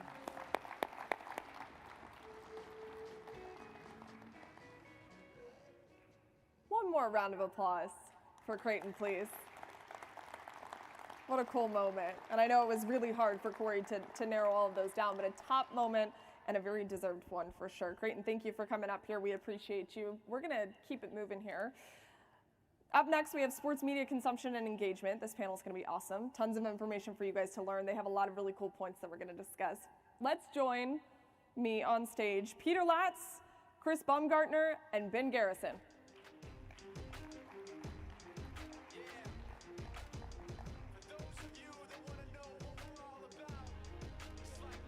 The lights are bright. Good, how are you? Hello, hello. Hello again.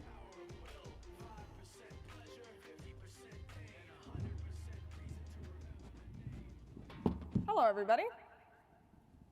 Good afternoon. Got your mic, Ben? Got it. Okay, great. Wonderful. This is going to be a really fun one. I know because in all of our conversations over there, you guys were all lively, ready to go. And Ben and I actually know each other, kind of.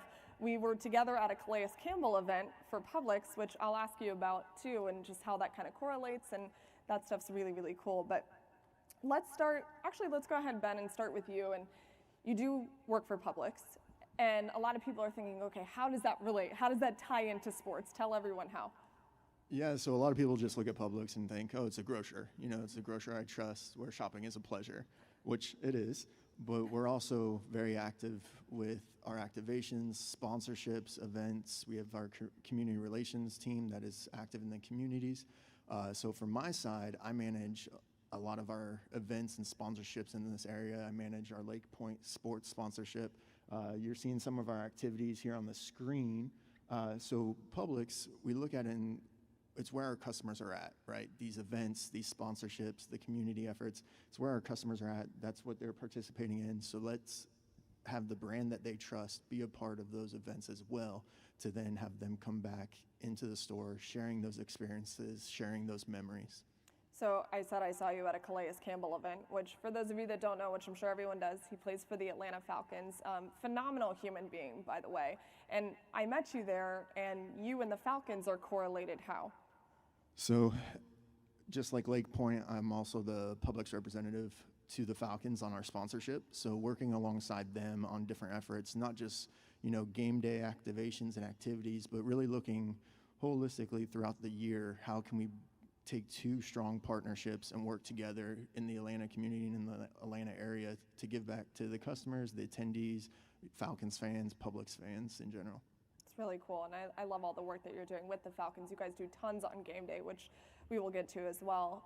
Chris, when you and I were talking, you said your passion is sponsorships, right?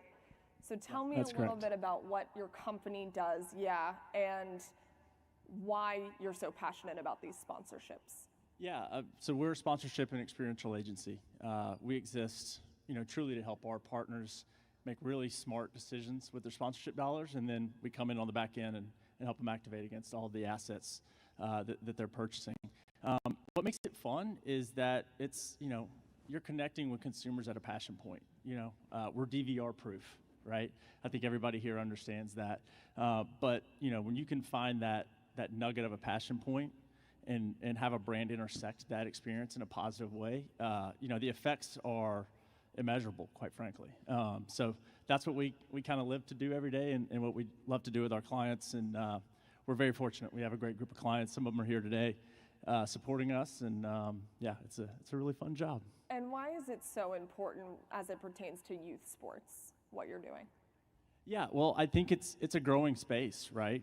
You're just now starting to see brands like Publix invest in the space, and I think it's a really unique space. I think it's still somewhat segmented, and a lot of brands are trying to figure it out. But I think what makes a place like LakePoint unique is it can be a one-stop shop. So we look for sponsorship opportunities that are very efficient for our clients, and I think LakePoint's a great example, right? I mean, there's so many youth sports organizations out there, but what an amazing place, right, where so many organizations come in, and you as a brand can just be here and really maximize your dollar. Talk to volleyball teams, talk to baseball teams, talk to basketball teams, football, flag football, you name it, right? So I think this is a very unique opportunity in the youth space, I think, that probably doesn't exist in a lot of places. So I think a lot of brands are still trying to figure it out, but there are unique opportunities like this. I'm serious when I tell you, obviously when I say LakePoint, people know what it is, and if they don't, they come here, they say they're mind blown because there is so much for everybody. It is a one-stop shop, so to say. Peter, tell us what IEG is and what you guys do. Sure. Without boring everyone to death, IEG is a sponsorship consultancy, and I support Chris's point of view on the fact that we're big believers that sponsorship is a very powerful piece of the marketing mix, right? But at the same time, it's also often misunderstood. It's often confused for advertising, which it shouldn't be. Sometimes brands fall short on their responsibilities to activate. So we essentially help all of our clients, both buyers and sellers of sponsorship, understand the value contribution across three levels, right? Value for what they're getting, value for their brand health, and value for their business. Those three, we call them our 3 Vs. Mark has his 5 S's, I think it was. We have 3 Vs. Everyone's got to have some type of paradigm or construct. But we love sponsorship. We think it's an amazing element of the marketing mix. But again, we help people kind of get the bright lights out of their eyes when with respect to sponsorship. I can't help you get the bright lights out of your eyes right now. But you're talking about how you help brands and property clients navigate those sponsorships. What goes into that? Well, what used to go into it was just measuring the stuff and things that you would get from sponsorship. Sometimes we call it whiskey and tickets, right? And that should be overlooked. What you're really buying into is a marketing platform. You're buying access to a vertical audience in most cases, and in particular in youth sports, very vertical audience that's sponsorship receptive, that has disposable income, that's making buying decisions for their family, and on and on and on. So ultimately, we help on the valuations from a dollars for assets kind of exchange, but at the same time we do impact studies, right? We measure whether or not consumers even remember sponsorships because there's a lot of clutter out there, as we all know.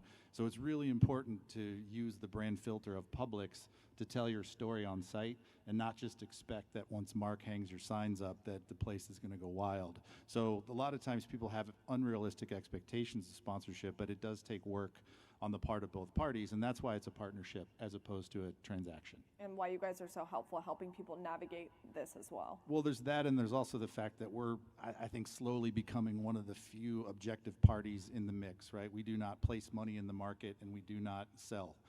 So we are truly almost like a real estate appraiser, where we don't really have skin in the game one way or the other. We just want the thing to work. I like that. Ben, going back to Publix for a second, I'm not just saying this because you're sitting here, but Publix is my store. I'm from Florida. Okay, just want to put that out there.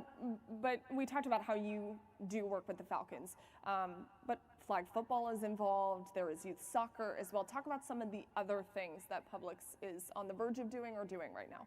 Yeah, so Publix currently is a big sponsor in youth soccer across all 7 of our states. So a lot of the tournaments that go on, Publix is a part of, and we sponsor that. You know, you mentioned flag football. When they do those flag football tournaments inside the Mercedes Stadium, I work with the Falcons to, you know, whether it be provide boxed lunches for the players, the workers, try to get involved in certain areas. You know, it might not always be that top tier sponsorship, but seeing different ways that Publix can be a part of it to build those memories for, even if it's the younger generation, when you grow old, you'll still have those memories of, oh, Publix was there for me here, Publix was there, I remember this brand being there, I'll shop there. And so we try to involve ourselves and sponsor how we can. Do you get a sense of that whenever you are out in the community, that people do remember these moments in the conversations that you have with people in these events? I do, and I think the best example would be, I know we're mentioning the Falcons a lot, but the ultimate tailgate party that Publix puts on there. It's a sweepstakes. I have 4 random winners come in. They bring 7 guests. We throw the ultimate tailgate party for them, cater it, and then give them tickets to the game. We started this is our 5th season doing it, and I'll tell you, over 50% tell me that's their first time at the stadium. Wow. So to have Publix tied into that memory and that explanation, that goes a long way. And so we try to do similar things throughout, like here at LakePoint, we bring out the food truck to do some activations. We sample. A lot of times I try to have a staple item and something new. So buffalo chicken dip and our Cuban dip, right? You have both of those. They try the Cuban dip. Oh, now I'm a fan. I'm going to Publix to buy that. So try to tie in those brand awareness.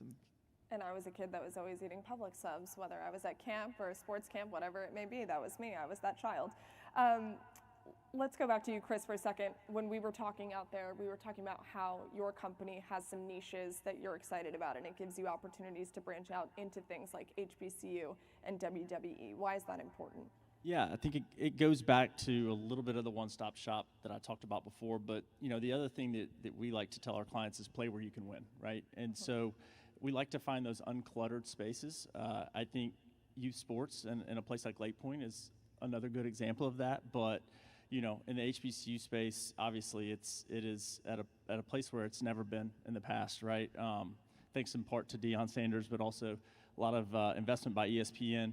And we were really proud to help Cricket Wireless get into that space with the Celebration Bowl, the MEAC SWAC kickoff, and then a really robust campus ambassador program. WWE is another one. I tell anybody that'll listen, it's a hidden gem, and I'd love to hear what IAG thinks about it. But you know, there's a lot of perception around wrestling. Some of it true, some of it not. But what we have found is it is very brand friendly. And again, they kind of own everything, right? And so it's a very efficient spend for your sponsorship dollars. And we've seen both of these properties and both of these investments really move the needle for some of our biggest clients. Let's go back to youth sports for a second with you. What are some of the challenges and unique benefits that you find when you are engaging with a pre-college athlete, someone who is younger, and their families as well? Yeah, I think it goes back to it's still very segmented, right? And so I think you have to be really smart in how you invest in youth sports, and you do have the mixture of, am I marketing to the athlete or am I marketing to the parent? I think in most cases, you know, you're as a marketer, you're marketing to the person who's spending the money, so that's probably mom and dad. But I think it's still a really unknown space, and one that there's probably a lot left to learn.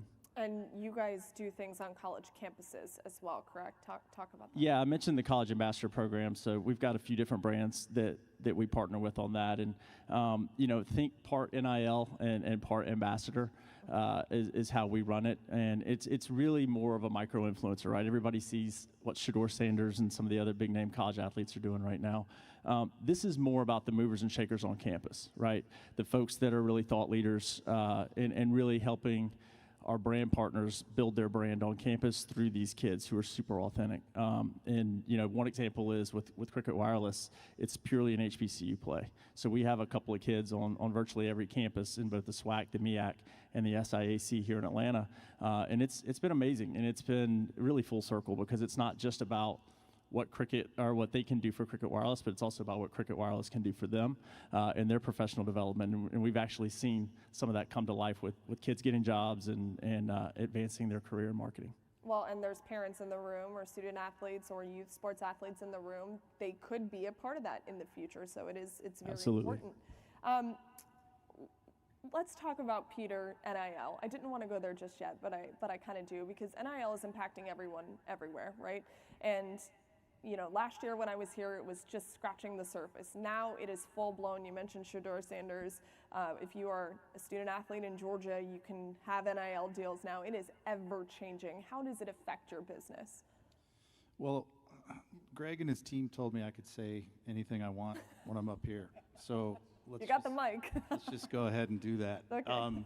Look, I think NIL is a byproduct of a broken system with intercollegiate athletics. I think it was always going to be that we were going to have to find some compensation model for these athletes, but I do not think that NIL is the answer, right? I don't think the intent was ever that you could pay $25 to get a shout out from a volleyball setter at the University of Nebraska. Like that's not where we need to go. Where we need to go is equity across these athletes. The challenge that you're going to run into is that, as you know, scale is going to win the game. So Shedeur Sanders, with his social media following and the noise and energy that he's bringing to the football season this year is amazing, right? And that's great, and he should be able to get some type of result from that. However, there are going to be so many thousands of athletes that are left out of that picture, just like they are the haves and have-nots in college football generally. So I'm not a huge fan of it. It's not impacting our business necessarily one way or the other. People will come to us and say, how do we get NIL deals? And look, you can talk about the bright spots. The bright spots are you have to build a following. You have to have some type of a brand approach or some type of vibe virally or whatever else it is. You have to be good at what you're doing. But at the end of the day, which I think what this whole day is about, is storytelling, right? You have to have a platform. So if we go back to sponsorship as a platform, as long as you're telling a unique, organic story, I think there will be some folks who emerge out of the NIL fog machine that's going on. But right now, I just don't think it's the answer. It's a lot of people debate it. Is it good? Is it bad? I'm sort of like, it's not good or bad. It's just not the right fix. That's my view. There's also so much about it that people don't understand yet, right? It's like I said, it's ever changing, and there's so many different nuances to it that I think are growing and people are trying to figure out. Going back to youth sports for a second with you, how is that space different in terms of how you approach a youth sports athlete, how you operate around that? How is that different for your company? Well, I think in terms of the sponsorship metrics, I mean, I'm a data guy, so I don't use the phrase off the charts very much, but we did take a look coming into this meeting. We took a look at some of the intricacies of a youth sports parent versus, say, an NFL fan, MLB fan, NBA, et cetera. And it's remarkable, like absolutely remarkable, the sponsorship receptivity, the level of passion, as we all know, for our children and them playing sports and competing and wanting to see them succeed. There is nothing stronger than that sort of, tug of all of those metrics, right? The scale isn't totally there. To Mark's point earlier, it's an extremely fragmented industry. That will fix itself over time. But right now, if you take a look at your average NFL fan looks just like the U.S. population. There are no spikes to that fan at all in terms of demographics or socioeconomic. They look almost exactly like the U.S. pop. So when you take a look at vertical industries, to Chris's point, you get some really interesting sponsorship potential, right? Really interesting, because these folks are committed. We see that all the time.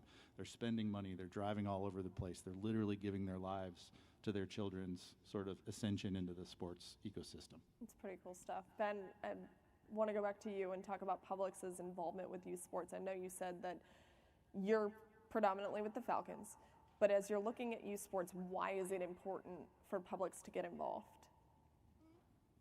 Well, it's where our customers are at. So being part of LakePoint, being part of the community, all the efforts that they do, seeing that, knowing that, especially the previous panel talking about the data and the insights that are now available, we can see that, attendees are going to Publix, going back to our store, shopping, picking up food on the way to have here. So let's be here with them.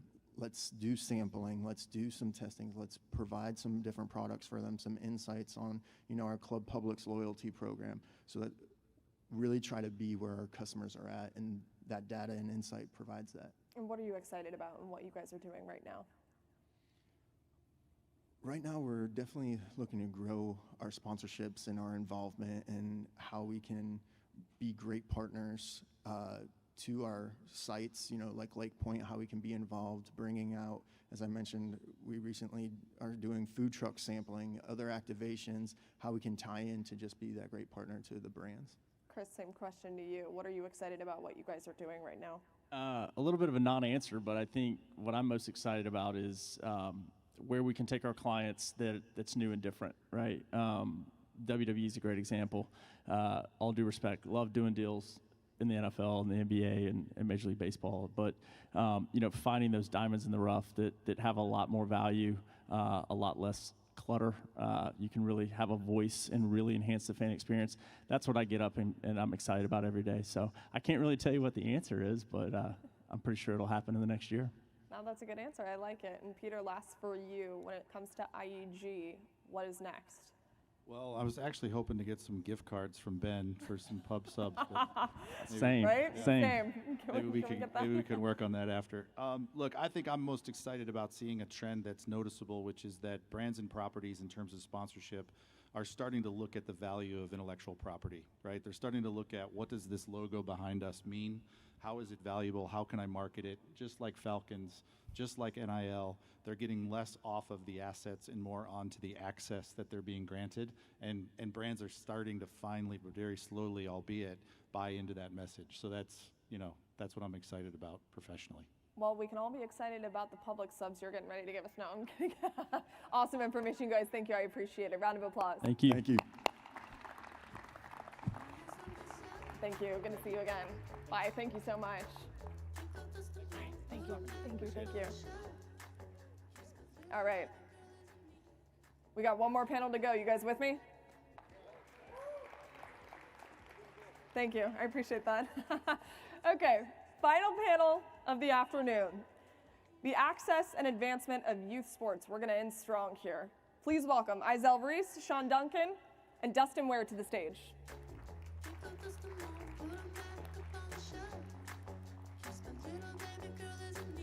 Hello.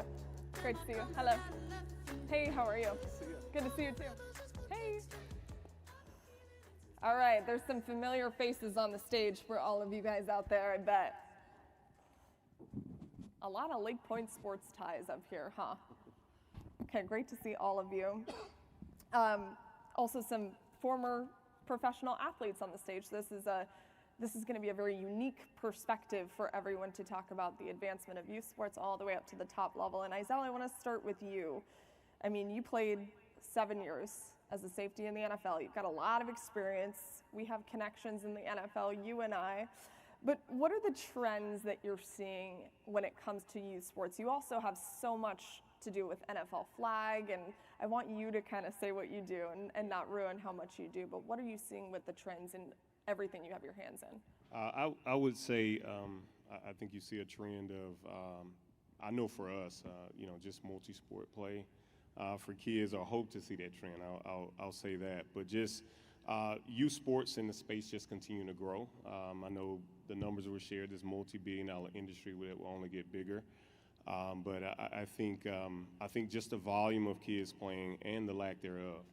I think it was also mentioned earlier, this lack of kids falling out at a certain age. And I know we've seen firsthand, I get the opportunity to work with multiple pro sports, and they've kind of joined forces, and we've had the opportunity to work with them to do something about that. So just trying to keep kids more playing sport and also playing in the community. So, I mean, there's been a lack thereof of kids playing in the community, and we all collectively want to do something about it. You say you want to do something about it, and this is a new conversation, so not to put you on the spot, but how do you avoid that? Because it is a thing where kids at a certain age, they get burnt out or whatever the case may be at home and they can't play anymore. How do you avoid that, and how do you help that grow?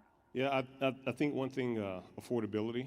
I think sometimes kids are getting priced out, and transportation and everything that comes with it, and this sports specialization.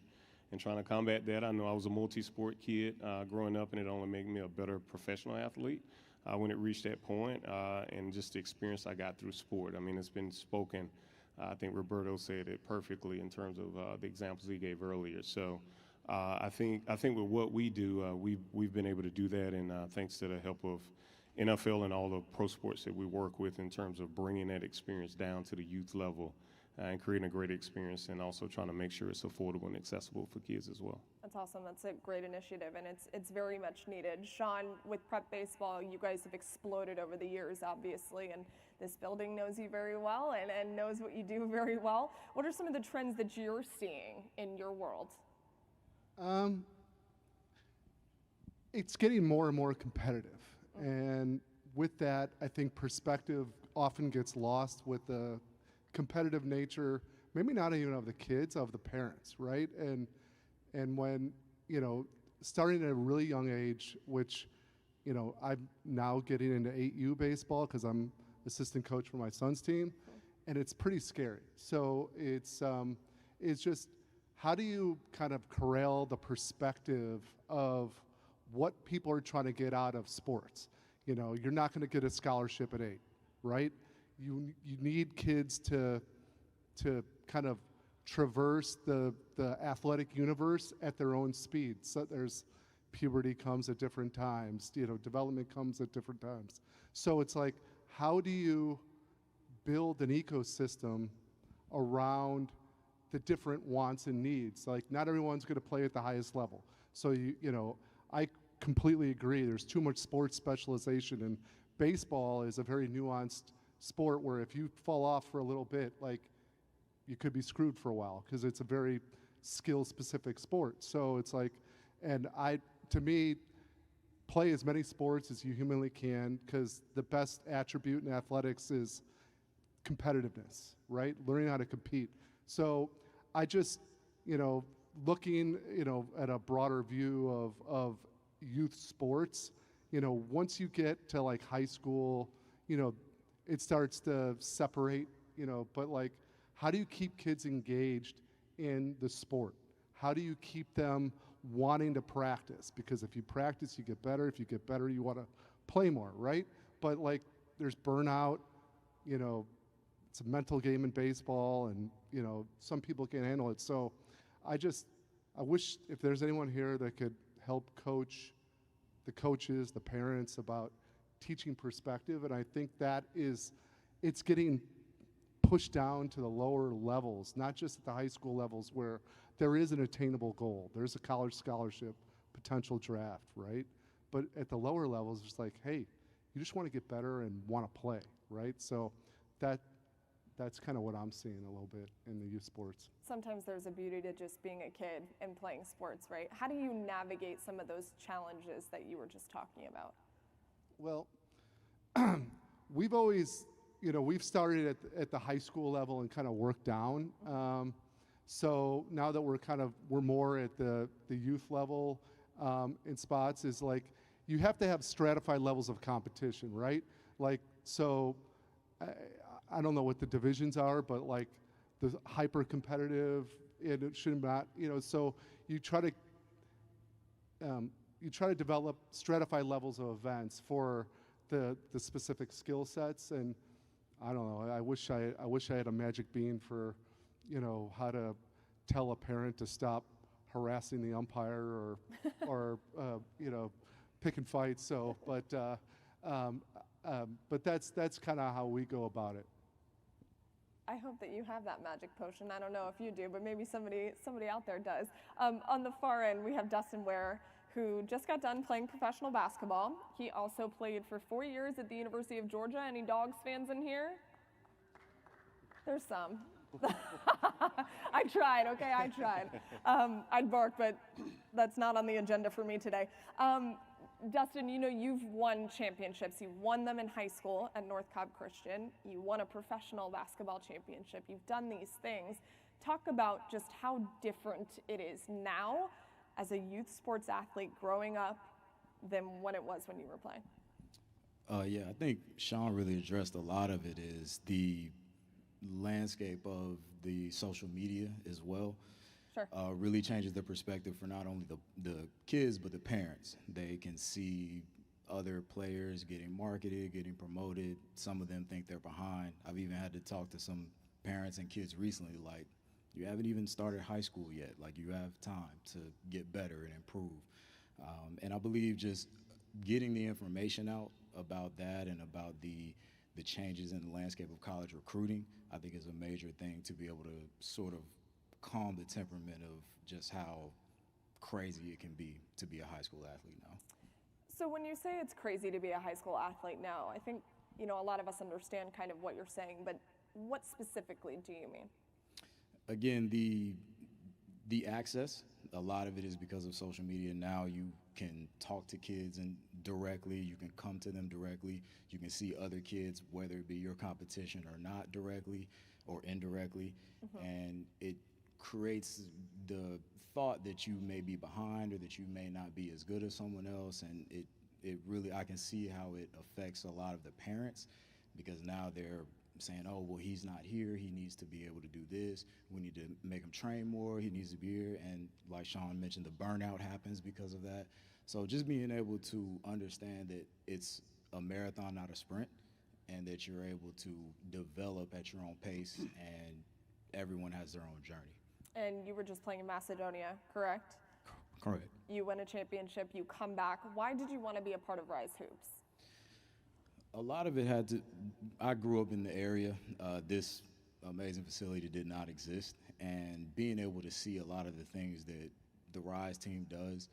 We have a great team of people that have been involved in youth sports and college sports at different levels at different times. And you can really get the genuine sense that they want to promote not only the game, but the game in the right way. I think there's a lot of money involved, obviously, and with that comes a lot of extortion, I feel like, with a lot of these kids and parents. But I think one thing we want to implement is just being able to get out the right information and promoting them in the correct way. And still understanding their kids, they're going to develop, they have their different stages and time to develop, but being able to inform the parents and do things in the right way and not just look to make money as well. And we live in a space now, everybody does, whether you're in sports or not. There's a lot of misinformation out there, but particularly when it comes to kids in sports, it's important to have the right information and the right people, so that's a good point. Isel, kind of the same question for you, because you grew up playing sports, obviously. Totally different these days than when you were growing up. The access, the facilities, all of that stuff did not exist. Talk about the main differences being a youth sports athlete now versus when you were younger. Yeah, he touched on social media as well, and facilities like this that did not exist. And I think also too, as the events continue to grow and climb, that did not exist as well. There wasn't all these tournaments. I played football, so there was not a lot of football events. And one of the properties we oversee, Rivals Camps and Combines, is the largest event tour series in the country, and we're proud of it because it's also free. So kids don't have to pay to participate in that, and it's based on strategic partners and sponsors. So, and that's an event of exposure. So kids are going at it or want to be ranked or exposed, and we share that information with college coaches nationwide. So I think things like that, Picks a lot that was up here earlier, the ability to have video and access and skills. I mean, I was a walk-on in college and got drafted in the NFL, so I'm adamant about that, and these kids getting these opportunities of phenomenal facilities like this to be able to participate and have opportunities like this to play. Played at UAB and Go drafted in Blazers. the NFL, yep, Right. and you had a very nice career, 7 years. Yeah. Let's talk about these challenges. You know, you're all bringing up different challenges that are coming up at the youth sports level right now. You're seeing some of them. You talked about accessibility being one, but how do you navigate that stuff? Well, I think for us, and our organization is hyper focused on that. So we're the operating partner of NFL flag football. The largest flag football league in the country is about 750,000 kids playing. Now we've expanded that globally, and we also work with MLB with pitch and run, junior home run derby, NHL street hockey leagues, and giving kids a chance to play hockey where ice doesn't exist, like in the South a lot.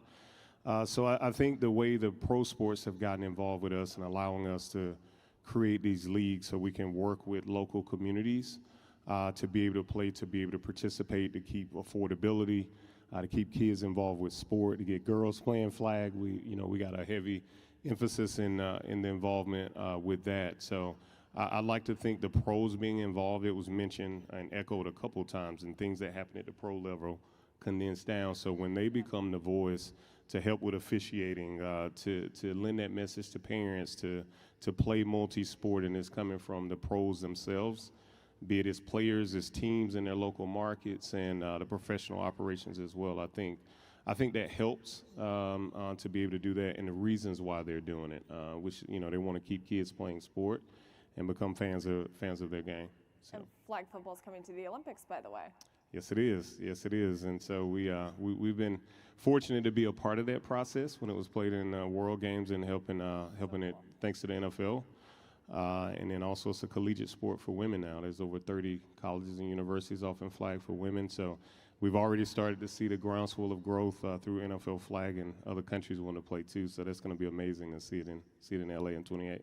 I've met quite a few young ladies over the last year who have full ride scholarships to college for flag football, and it raises some eyebrows. It's astonishing. It's so cool, and you're hearing more about it. So I love that. I could talk about that for a while, but that's not what we're here to do. Sean, prep baseball has grown so much, obviously, ever since you guys founded it. You guys are constantly pushing the envelope and putting your foot on the gas. What is next? What are you guys working on? Well, obviously you just want to be more efficient and, sharpen the operations. But, you touched on accessibility, right? Like there's so much baseball at every level, high school, junior college. It's like how, and, if you kind of reverse engineer, like what is the goal of all this, right? Obviously to play, have fun, all that, but also to get a college scholarship and, maybe beyond that, right? So it's like we always kind of, we have a state infrastructure in every relevant baseball state, so call it 45. And so, our job is to find players, scout them, write the reports, get the video, but then, that's very subjective. We're looking to objectify the information with, Pixelot, with Mark, the video with data overlay. So like, we stay in business because we help kids get to the next level, right? So, whether it's by connections, by video, by the profiles, whatever it may be, is to continuously marry up video and data to help players. And that's kind of been my, Moby Dick for a while is to marry the TrackMan data with video. So like, hey, college coaches have a very finite window to recruit, right? And they have a lot of levels, and with the transfer portal, it's darn near impossible now, right? So it's like, but if you have it all packaged up, kind of like the clearinghouse of all baseball information, that's like what we're continuously trying to kind of accomplish. Why do you believe that right now is the best time to be a youth athlete? Well, I mean, someone touched on NIL. I mean, we could spend 3 hours talking about that, but sure. You could get paid, but there's pretty bad stuff that's happening as a byproduct of that, but there's a lot of opportunity, and it's what I think, whether or not you move on to college or pro athlete, like kids need to compete in whatever you do, because if you get out of sports, you need to compete in work, jobs, whatever it may be. So I'm the firmest believer that, athletics, whether it's I'm baseball specific, but like any level of competition is only prepares you for life. So I don't know if that answered your question. No, it did. And what I do for a living is incredibly competitive. So it doesn't matter if you're playing sports or you're not doing that, like I'm not. It prepares you for other things, which I think is really important. That's kind of been a theme throughout all the panels as well, is what it prepares you to do. Dustin, as you're working with some of these athletes, you were a college athlete, we're talking about NIL, let's dip into that a little bit. How do you help navigate those conversations with some of these younger athletes? I think one of the main things is just getting, again, the proper information to them and being able to surround them with people that can help them manage this ever-changing landscape, whether it's financially what to do with the money that you're receiving, whether it's to be in contact with the correct people, learning how to be in front of people and negotiate and have these conversations with partnerships and building your brand and things like that. It can be very, I think back when I was some of these kids' age, that would have been very difficult for me to navigate without someone guiding them. And so I think just finding better ways to consistently surround them with the resources they need. And there's a huge lack of that too with younger athletes. They don't know where to go, how to access this stuff. So that is a big point of contention, I think, in the youth sports space right now. But why do you believe it's the best time to be a young athlete right now?